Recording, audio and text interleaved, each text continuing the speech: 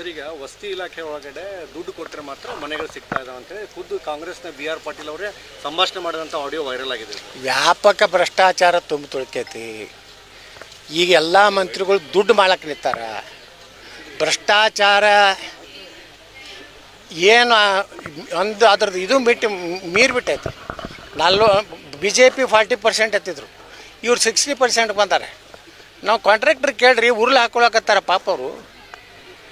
Contractor bill ಆಗಲ್ಲ, ಈಗ ಅವು ತಮ್ಮ ಮನೆ ಮಠ ಮಾರಿ ಸಾಲ ತುಂಬೋ ಪರಿಸ್ಥಿತಿ ಬಂದದ. ಇದು ಏನೋ ಇವತ್ತು ರಾಜ್ಯದಲ್ಲಿ ಎಲ್ಲರೂ ಮುಖ್ಯಮಂತ್ರಿ ಹಿಡಿದು ಎಲ್ಲರೂ ಭ್ರಷ್ಟಾಚಾರಕ್ಕೆ ನಿಂತುಬಿಟ್ಟಾರೆ. ಒಂದು ವರ್ಗಾವಣೆ ಪುಕ್ಕಟ್ ಆಗೋದಿಲ್ಲ, ಎಲ್ಲ ಟ್ಯಾಕ್ಸ್ಗಳನ್ನ ಏರಿಸ್ತಾ ಇದ್ದಾರೆ. ಇವತ್ತು ನೋಡ್ರಿ, ಸ್ಟ್ಯಾಂಪ್ ಡ್ಯೂಟಿ ಯಾರು ಸಾಲ ತೊಗೋಬೇಕಾದ್ರೆ ಬ್ಯಾಂಕ್ನಾಗ ಅವ್ರದ್ದು ಸ್ಟ್ಯಾಂಪ್ ಡ್ಯೂಟಿ ಹೆಚ್ಚು ಮಾಡ್ಯಾರ. ಇವರು ಒಂದು ಕಡೆ ಜನರ ಮೇಲೆ ಹೇರ್ಲಾಕತ್ತಾರೆ, ಇನ್ನೊಂದು ಕಡೆ ಪುಕ್ಕಟ್ ಕೊಟ್ಟಿನಿ, ಗ್ಯಾರಂಟಿ ಕೊಟ್ಟಿನಿ. ಏನು ಗ್ಯಾರಂಟಿ ತೊಗೊಂಡು ಏನು ಮಾಡಿ? ಅನ್ನದ ಸಾಂಬಾರ್ ರುಚಿನೇ ಬೇರೆ, ಇಡ್ಲಿ ಸಾಂಬಾರ್ ರುಚಿನೇ ಬೇರೆ. ಇರೋ ಒಂದೇ ಸಾಂಬಾರ್ ಪೌಡ್ರಲ್ಲಿ ಎರಡೂ ಮಾಡಕ್ಕಾಗತ್ತಾ? ಆನ್ಸರ್ ಮಾಡಿ, ಪ್ರೈಸ್ ಗೆಲ್ಲಿ. ಆನ್ಸರ್ ಮಾಡಲು ಕರೆ ಮಾಡಿ. ಅದಕ್ಕೆ ಯಾವ ಬಿಲ್ ಆಗ್ತಾ ಇಲ್ಲ. ಕಾಂಟ್ರಾಕ್ಟರ್ಗಳು ಆತ್ಮಹತ್ಯೆ ಮಾಡ್ಕೊಳಕತ್ತಾರೆ. ಕರ್ನಾಟಕದಲ್ಲಿ ಹಿಂದೂಗಳ ರಕ್ಷಣೆ ಇಲ್ಲ. ಎಲ್ಲ ಹಿಂದೂ ಕಾರ್ಯಕರ್ತರು ರಾತ್ರಿ 12-1ಕ್ಕೆ ಪೊಲೀಸರು ಹೋಗಿ ಅವ್ರನ್ನ ದಬ್ಬಾಳಿಕೆ ಮಾಡಿ ಎಬ್ಬಿಸ್ತಾರೆ. ಅವರು ಇದು ಕೇಳ್ತಾರೆ.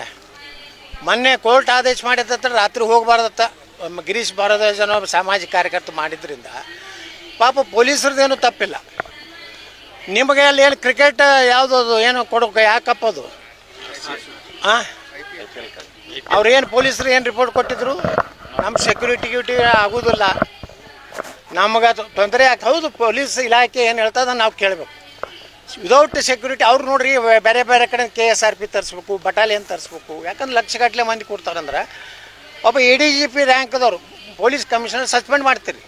ನಿಮ್ಮ ಮಾನ ಮರ್ಯಾದೆ ಐತೆ. ಒಬ್ಬ ಒಳ್ಳೆಯ ಅಧಿಕಾರಿ ಅವರು ದಯಾನಂದ ನಮ್ಮ ಬಿಜಾಪುರ SP ಇದ್ದರು, ಭಾರಿ ಒಳ್ಳೆಯ ಅಧಿಕಾರಿ.